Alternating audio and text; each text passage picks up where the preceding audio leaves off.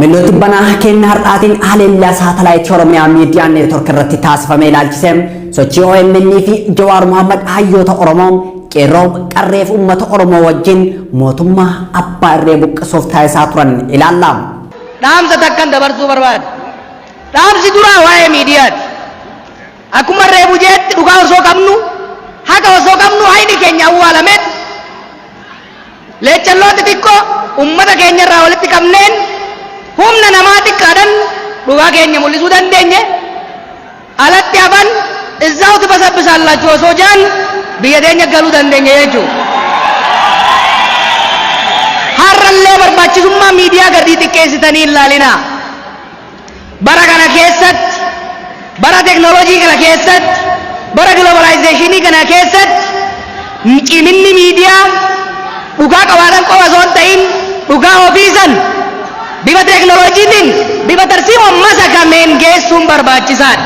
Akkuma waggaa 5 dura qilleensa Oromiyaa irratti tartii fi sobni alagaa karaa itti wal dabraa ture san har'allee bilisummaa xiqqoo arganne injifannoo xiqqoo arganne nu harkaa buusuudhaaf waggoota torban darban dachii Oromiyaa irratti samii Oromiyaa jalatti OMN yoomo'um dachii Itoophiyaa irratti samii Itoophiyaa jalatti ammoo Jawaar Muhammad ga'umsa siyaasaatiin guddoo faarfamem waggootaaf tamsaasni Oromiyaa miidiyaa neetworkiin soba miidiyaalee mootummaa yoo saaxiluun xiinxalli Jawaar Siraaj Muhammad siyaasa gita bittoota Itoophiyaa gabaa keessaa baaseem siyaasaan uummata Oromoo kan tarsiimoo karaa nagaatiin taaligameen Itoophiyaa to'atuun hamma mooraa diinaa keessaa Oromoota harkisee baasutti ga'eem odeeffannoo waayitaawwan OMN dabarsu miiliyoonotaan simatamuun propoogaandaa mootummaa Itoophiyaa tuffachiiseem kalees har'am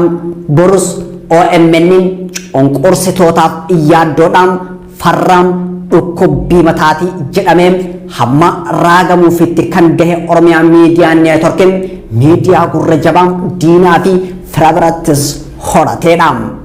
Namni gabaa siyaasaa Itoophiyaa fi gaanfa Afrikaa to'ate Jawaar Muhammad sirna baniinsa hundeeffama Oromiyaa miidiyaa neetworkii irratti bara 2014 akkas jechuun olaantummaa Habashaa awwaalleem qilleensa Oromiyaa bilisoomsina jechuun dubbateem. Waan takka har'a awwaallee jirraam olaantummaa qilleensa Oromiyaa irratti Habashaan qabdu awwaallee jirraam awwaala san keessaa dhiitatee akka lafee Miniilikitti baheen yoo isin irratti deebi'eem isintu of irratti dhiisee jedheem. Waan takka har'a awwaallee jirra jecha hin danda'amuu jedhu waan takka har'a awwaallee jirra Oromoon facaate ka jedhu waan takka har'a awwaallee jirra olaantummaa qilleensa Oromiyaa irratti Habashaan qabdu awwaallee jirra awwaala san keessaa dhiitatee akka lafee Miniilikitti bahee yoo isin irra mootii ta'e isintu firii dhiise.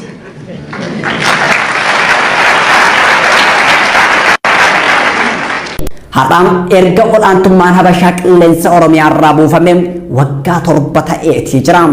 Erga olaantummaan Habashaa qilleensa Oromiyaa irratti hojjechuu dadhabeen erga qilleensi Oromiyaa bilisoomeen waggoonni darbaniitii jiruum. Bilisummaa qilleensa Oromiyaa boodaan bilisummaa lafa Oromiyaa irratti dhufeen gareen buteem ammas olaantummaa Habashaa qilleensa Oromiyaa irratti deebisuuf haleellaa Oromiyaa miidiyaa neetwork irratti raawwataatii jira.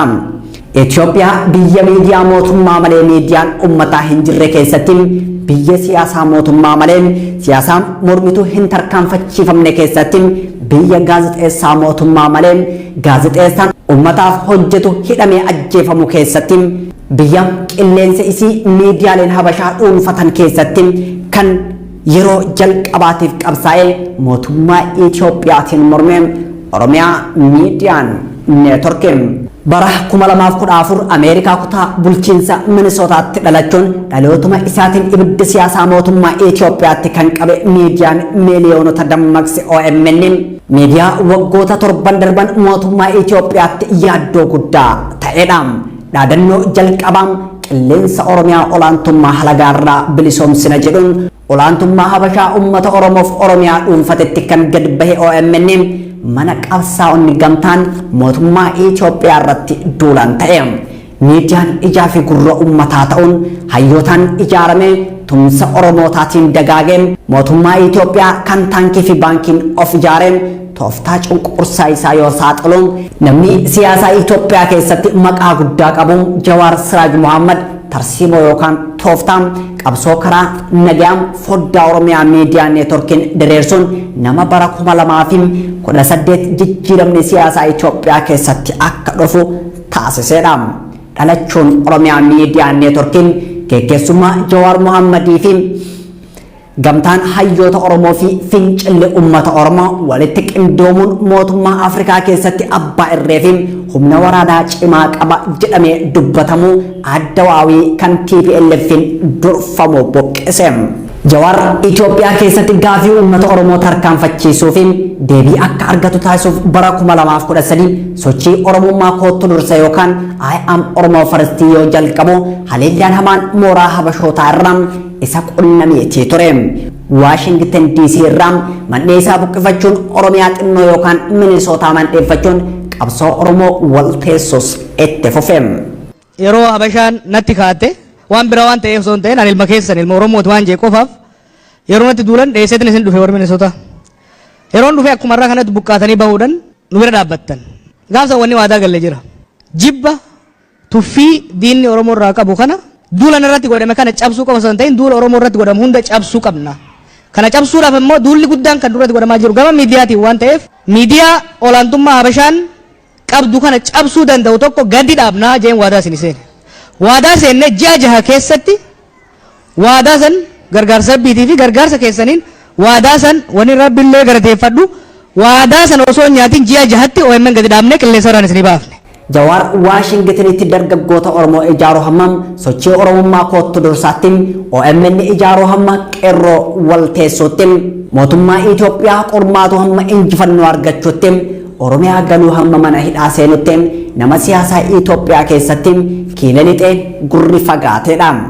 OMN odeeffannoo wayitaawaa tamsaasaan hamma mooraa gabroonfattoota onkuteessuttiin dargaggoota bilisummaa firiirsuu hamma injifannoo gonfachiisuttiin saatalaayitii irraa buufamu hamma shororkeessummaan himatamuttiin biyya ari'amuu hamma farra jijjiiramaa jedhamuun cunqursitoota Itoophiyaatiin miidiyaa himatamuuf gaheedha.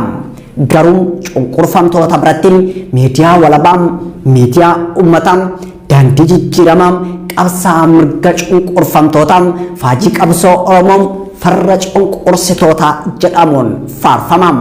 Oromiyaa miidiyaa neetworkis ta'een qabsoo uummanni Oromoo taasise saboota Itoophiyaa keessatti cunqurfame akka bahee falmatu taasiseetee jira. Dhiibbaa saboota Itoophiyaa irra gahaa ture kan dirree baase Oromiyaa miidiyaa neetworkii fi uummata Oromootiin ragaan ammoo viidiyoo sabaaf sablammoota keessaa namni armaan gadii kun dubbateedha. OMN ለዋሉልን ውለታ ከፍተኛ ምስጋና አለን። በቅማንት ሕዝብ ስም መሞታችን መገደላችን ተደብቆ የነበረውን አደባባይ ላይ ያወጣው የኦሮሞ ሕዝብ ነው። የኦሮሞ ከጥንትም ዛሬም ወዳጅነቱን ፍቅሩን ስላሳየን በኢትዮጵያነታችሁ ለከፈላችሁት ዋጋ ከእያንዳንዳችሁ ኪስ ወጥቶ እኛ አደባባይ ላይ መሞታችን ስለተናገራችሁልን በጣም እናመሰግናለን። በገጀራ በዱላ ተቀጥቅጠን ከመገደል ነፃ እንድንሆን ስላደረጋችሁን እናመሰግናችኋለን። መገደላችን እንዳይሰማ መሞታችን ብቻ አይደለም መሞታችንም እንዳይሰማ ካፈኑን ኃይሎች ስላወጣችሁን በጣም እናመሰግናለን። ለኦሮሞ ሕዝብ ከፍተኛ ክብሬታ አለን። ሾሪ ጀዋሪ ፊ OMN jijjiirama siyaasaa Itoophiyaa keessatti fiduuf taphatan malfaadhaan garee Itoophiyaa bulchuun Oromiyaa miidiyaa neetworkii maaliif sodaatam kaayyoon OMN maaliin haleellaan saatalaayitii maaliif irra deddeebiin irratti raawwatamam gaafiilee jedhan ibsamuu qabu. Gahee OMN fi gaazexeessitoota isaa Jawaar Siraaj Mohammadii fi hayyoonni Oromoo qeerroo fi uummanni Oromoo qabsoo saboota cunqurfamoo Itoophiyaa tarkaanfachiisuuf taasisan haa ilaallu. Jawaar Mohammad qabsoo Oromoo keessatti dhalatee qabsoo Oromoo keessatti yoo guddatu sochii dargaggoota ijaaruu irraa hamma warraaqsa musliimoota Itoophiyaatti dursaan ani Oromoodhaa hammam OMN ijaaruu fi qabsoo hoogganuutti nama shora ol'aanaa taphateedha. Warraaqsa musliimoota Itoophiyaatti ka'e hordofuun haasaa yaa'ii musliimoota Itoophiyaa biyya alaa irratti bara 2014 taasisaniin isin Oromoonni mirga keessan yoo kabachiiftan eenyummaa keessan yoo kabachiiftan aangoo siyaasaa harka keessanitti yoo galfattanii fi siyaasa dinagdeef nageenya naannoo sanaa to'achuu yoo dandeessan obboleeyyan keessan Tigraay fi Gondar jiru ni kabajamu. Yoo isin dadhabdoota taatan yoo isin wal qoqqoodan lafa keessan akka barbaadanitti gurgurata kan jiraatan yoo ta'e Oromoo qofa osoo hin taane obboleeyyan keessan Muslimaa Somaaliyaa Jibuutii fi bakkeewwan biroo keessa jiran ni tuffatamu. Kana kan jedhuuf ummata amantiin qooduuf osoo hin taane siyaasaan Itoophiyaa waan sabaan qoodamee fi akka Oromootti yoo jabaattanii siyaasa dinagdee dhuunfattan akka sirna gadaaf raabaadorii ta'uu dandeessu jechuun sochii musliimoonni Itoophiyaa taasisaa turan irratti dubbate. እናንተ ኦሮሞዎች የራሳችሁን መብት ስታስከብሩ የራሳችሁን ማንነት ስታስከብሩ የፖለቲካ ስልጣንን በእጃችሁ ስታስገቡና የአካባቢውን ደህንነት ኢኮኖሚያዊና ፖለቲካዊ ሂደት ኢንፍሉዌንስ ማድረግ ስትጀምሩ ጎንደር ያለው የሃይማኖት ወንድማችሁ ይከበራል፣ ትግራይ ያለው የሃይማኖት ወንድማችሁ ይከበራል። እናንተ ኦሮሚያ ውስጥ ደካማ ሆናችሁ ልፍስፍን ሆናችሁ ተከፋፍላችሁ ተዳክማችሁ የእናንተ መሬት ህንድ እየቸበቸበው የሚኖር ከሆነ እናንተ ብቻ አይደለም የምትናቁት ከእናንተ ጋር የሃይማኖት የሚጋራው ሶማሊያ ያለው ጅቡቲ ያለው ሁሉም ይናቃል። ሃይማኖታችሁን ማስከበር የምትችሉት ይሄንን ህዝብን ለመከፋፈል አይደለም። የአካባቢው ፖለቲካ በብሔር የተከፋፈለ ነው። እንደ ብሔር ጠንካራ ሆናችሁ የራሳችሁን ጥቅም አስከብራችሁ የወንድሞቻችሁን ጥቅም ለማስከበር ስትንቀሳቀሱ ብቻ ነው። ከተዳከማችሁ እንደ ኦሮሞ ከተዳከማችሁ ለሌላውም ጠንቅ ነው የምትሆኑት፣ ላያቢሊቲ ነው የምትሆኑት።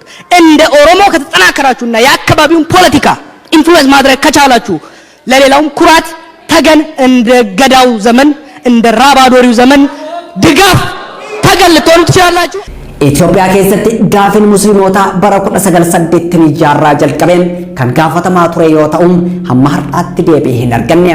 Dhaamsi Jawaar Siraaj Muhammad dhaameen amantiin namaa kan kabajamuu danda'u yoo eenyummaan sabootaa kabajamee fi biyya isaanii irratti saboonni mirga ofiin of bulchuu yoo argatan qofa jechuun biyya keessan irratti eenyummaa keessan akka kabajamuuf dursa qabsaa ergaa jedhu dabarse.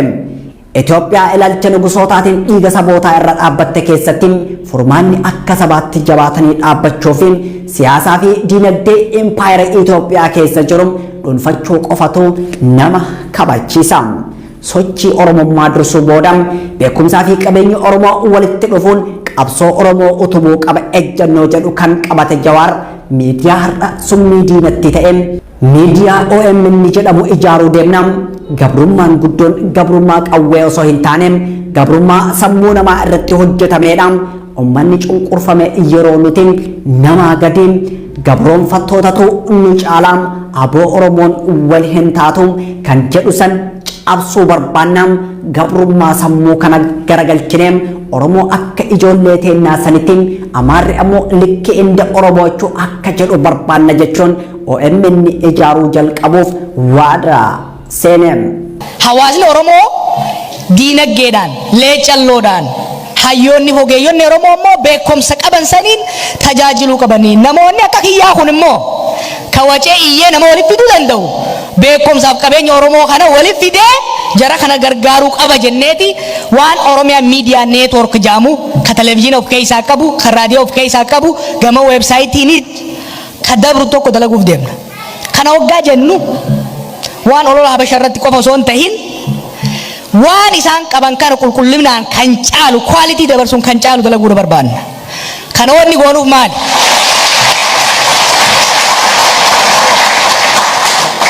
Wanni cunqursaan biyya adda addaatitti kolonializimii keessa ka qawweetii miti guddaan waan mataa namarra godhanii guddaa. Kunis yeroo hunda uummanni cunqurfame nuti namaa gadi. Jarri sun nurra wayyaa aboo Oromoo waliin taatu aboo Oromoon kanan gootu woo Amaarri bar nurra waa hedduu qaba kaja'u sun cabsuudha barbaanna jechuudha. Kana garagalchinee Oromoon akka ijoollee teenyaa sanitti Amaarri immoo likka inda Oromoo jechuu akka jan barbaanna jechuudha.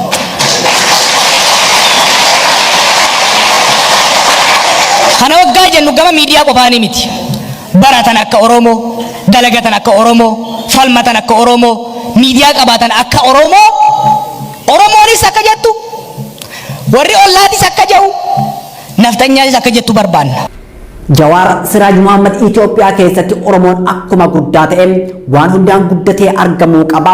Yoo qabsaa'es, yoo barates, yoo hojjetes hundaa ol ta'ee mul'achuu qaba. Sabni guddaan bakka isaan malu argachuu qaba jechuun ejjennoo isaa qofa osoo hin taane ejjennoo dhaloota qubeeti. Olaantummaan Habashaa Oromiyaa irratti qabdu cabsuuf ammoo miidiyaan akka barbaachisu ibsaa ture. Waadaan Oromiyaa Miidiyaa Neetwork ijaaruun biyya UK'tti seename Ameerikaa kutaa bulchiinsa Minisootaatti bitootessa 2014 dhalche. Har'a irraa eegalee olaantummaan ilmaan Habashaa Oromiyaa irratti qabdu cabee qilleensa Oromiyaa bilisoomsinee jirra. Bilisummaa qilleensa Oromiyaa irratti finne akka gara dachee Oromiyaatti ceetu dirqamni keessan jecha jedhu kan Jawaar Siraaj Muhammad ture. Har'arraa eegalee qilleensa Oromiyaa irratti olaantummaan ilmaan alagaadha ummata keenya irra qabdu cabe.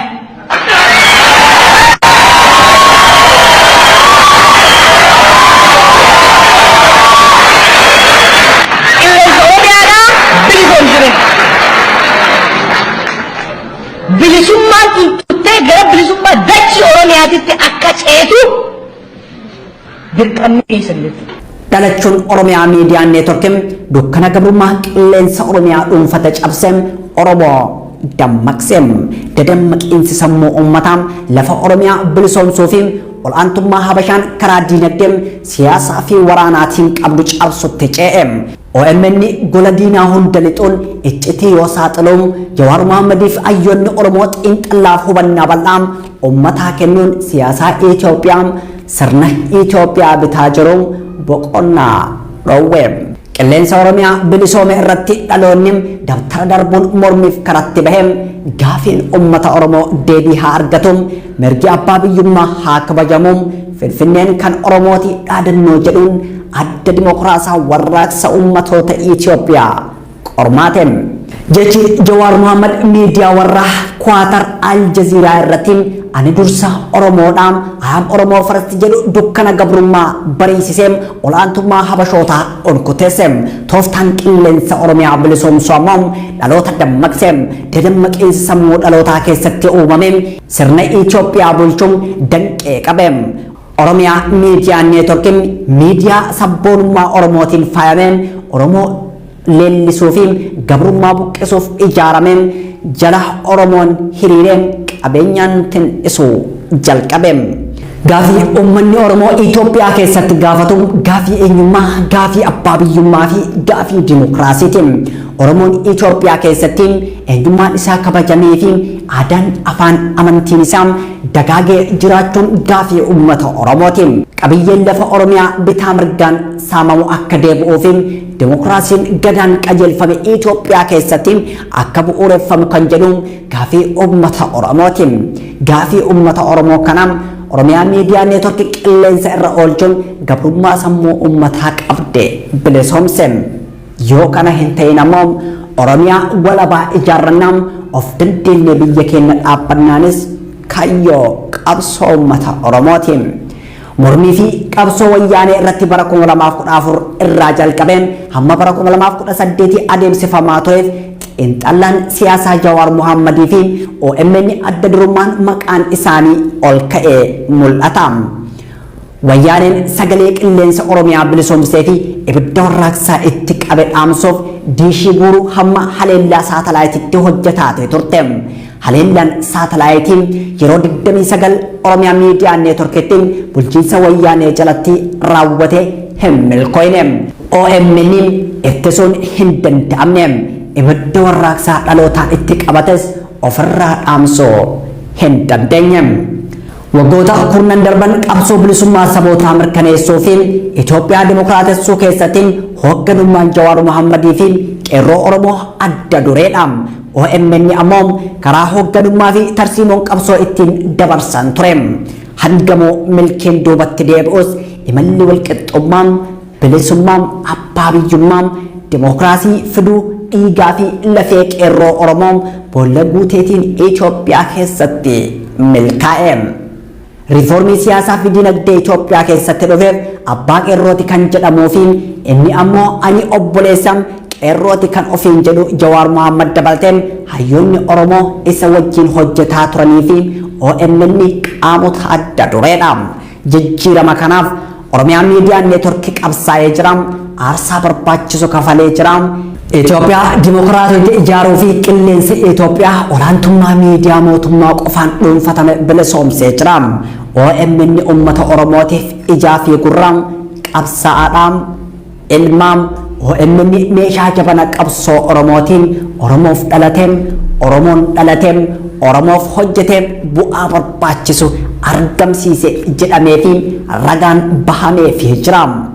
OMN Jawaar bara 2018 gara biyyaatti yoo deebi'u Jawaar Mohammad hagayya 6 bara 2018 gara biyyaatti galuun sirni eebba Oromiyaa Miidiyaa Neetworkiin handhuura Oromiyaa Finfinneetti taasifame. Jawaar guyyaa kana biyyatti galuu kan filateef guyyaa guutuu Oromiyaa keessatti qabsoon cimaan adeemsifamee fi namni baay'een itti wareegameedha. Hagayya 6 bara 2016 ta'uu isaatiin guyyaa seena qabeessa. Guyyaa kanatti wareegamtoota kenna yaadachuu fi maatii isaanii jajjabeessuudha jechuun BBC Afaan Oromootti himeetii ture. Eebba Oromiyaa Miidiyaa Neetworkii irratti pirezidaantii bulchiinsa mootummaa naannoo Oromiyaa yeroo saniin Dr. Lammaa Magarsaa haasaa taasiseen Jawaar Mohammadii fi OMN qabsaa'ota saba Oromooti jechuun leelliseetii ture.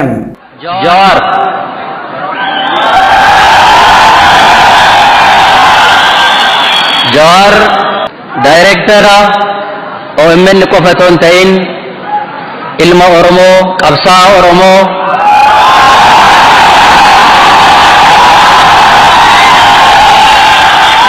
Jawaar Mohammadiif hundaa ol hunda caalaa jaalala obbolummaa isaaf qabu isin fuulduratti ibsuufiin barbaada.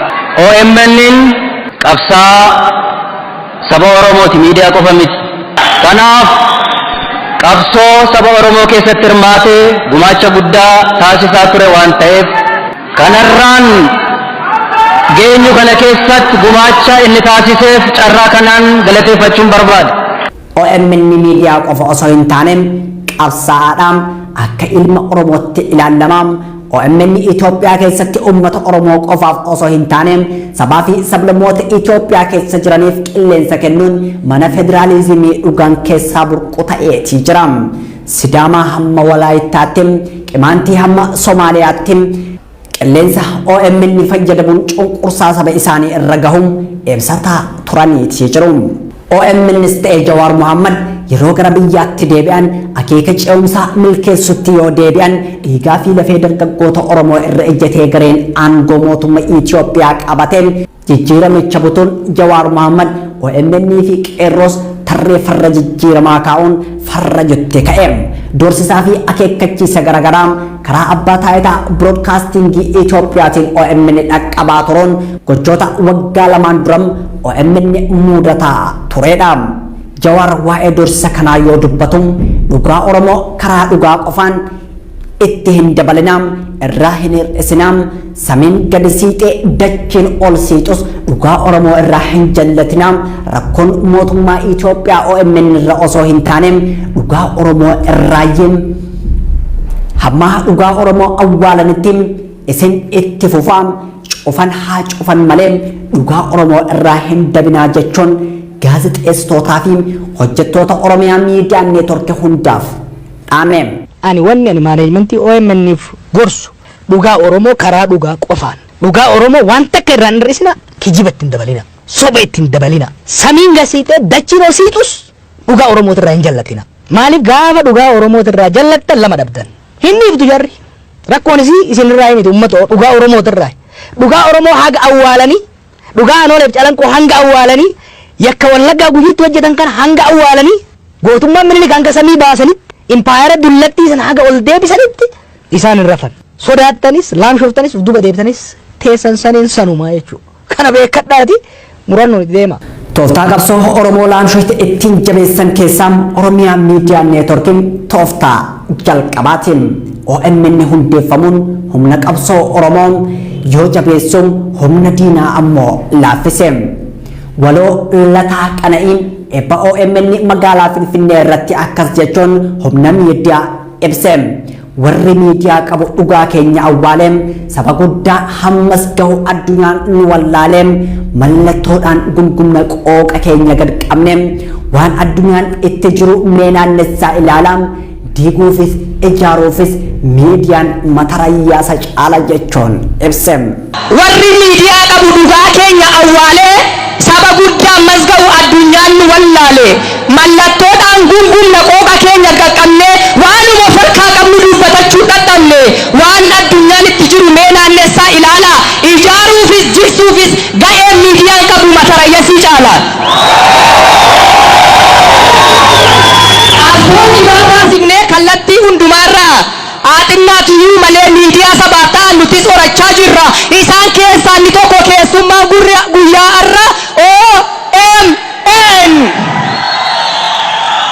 waggaa 4 fuuldura qilleensa Oromiyaa bilisoomsuuf akkuma waadaa gale dhufe kunoo OMN gaaraaf tulluurra taalee eebba jaarsaan urgaa'ee dhadhaa jersaa dibatee uggura diinaa mo'ee ukkaamsaa injifatee. Impaayirri Itoophiyaa keessatti haqa uummanni cunqurfame qabu dhoksuuf miidiyaalee cunqurfamtootaatti yoo roorrisuun Itoophiyaa eenyummaa qeenxee qabdu ijaaruuf miidiyaa cunqurfamtootaa fi hooggantoonni cunqurfamtootaa haleellamuu qabu jechuun amanam. Oromiyaan miidiyaa neetworkiin miidiyaa riiformii siyaasaa Itoophiyaa keessatti fiduuf shoora olaanaa taphateem farra jijjiiramaa ta'eem mootummaa Itoophiyaatiin haleellaan saatalaayitii yoo irratti raawwatamu kun kan jalqabaati miti. OMN hundeeffama isaa irraa kaaseem sirna wayyaaneen durfamu jalatti yeroo 29 haleellaan saatalaayitii irratti yoo raawwatu sirna biltsiginnaa jalatti yeroo 3 ol irratti raawwateetii jira. Garuu haleellatu irratti raawwatame malee OMN cabuu hin dandeenyam. Oromiyaan miidiyaa neetworkiin ummataan ijaaramee ummataaf hojjeta waan ta'eef saatalaayitii kana irraa yoo buusan kan irratti deebuun haqa ummata isaa karaa haqaa qofaan hojjetaatii jira. Hacaaluu Ajjeesanii OMN yoo biyyaa baasan Jawaar Muhammad dabaltee hooggantoota Oromoo mana hidhaatti darbaniim. Ta'us OMN haqa lallabuu hin dhiifne qabsoon ummata Oromoos hin dhaabbanne.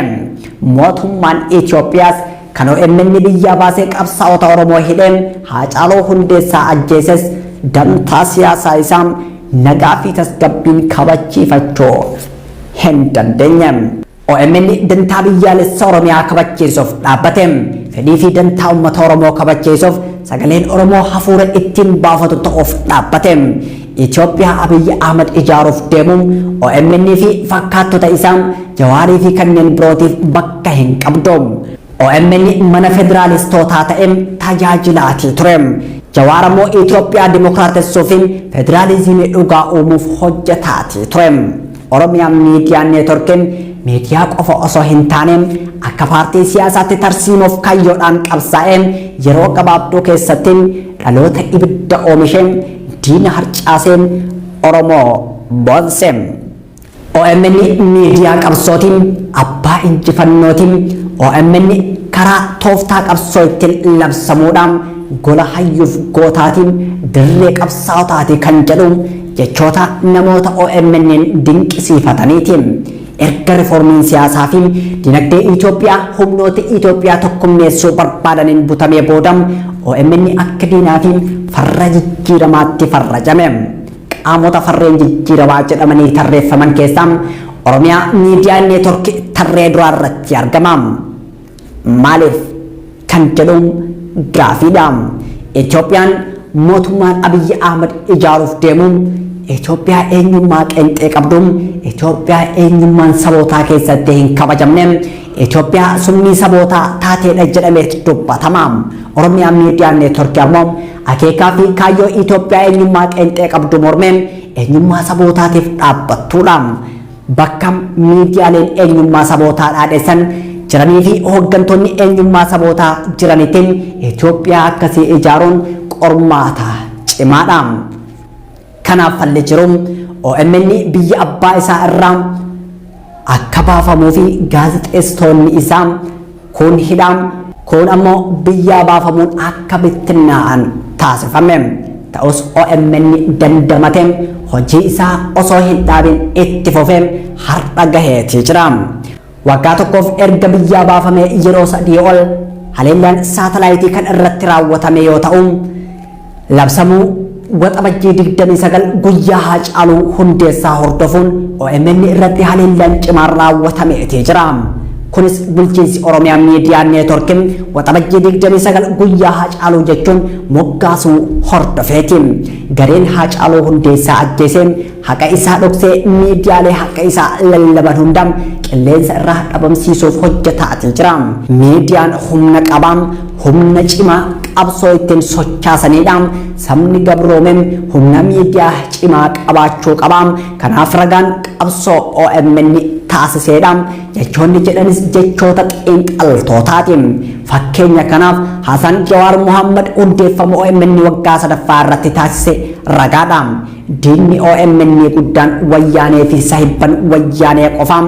Gaafa OMN doorsisa wayyaanee sodaate haqa Oromoo dabsee gabaasaa biyyatti nagalchaam OMN irratti duulli godhamaa hin jirre hin jiru. Keessaan nurratti duulamaa alaan nurratti duulamaa jira jechuun dubbate. Miidiyaa qabaachuun olaantummaa miidiyaa diinaa cabsuun bu'aa inni qabu ni hima. Torban lama dura shira guddaatu Oromiyaa irratti hojjetamuuf ka'e. Dantaa addaa Oromiyaan Finfinnee irraa qabdu ni deebifna jedhanii ka haqa Oromoo fi mirga abbaa biyyummaa Oromoof Oromiyaan qabdu duuchuu danda'u wixinee tokko lafa kaa'an. Wixinee san fuunee iccitii san guyyaa 3 qofa OMN irratti irraa mari'anne yoo isaan wallaahi billaahi nun goone jedhanii kakachuu eegalan jechuudha. Komiin adda addaa ka'uu danda'a ulaabeet. Komiin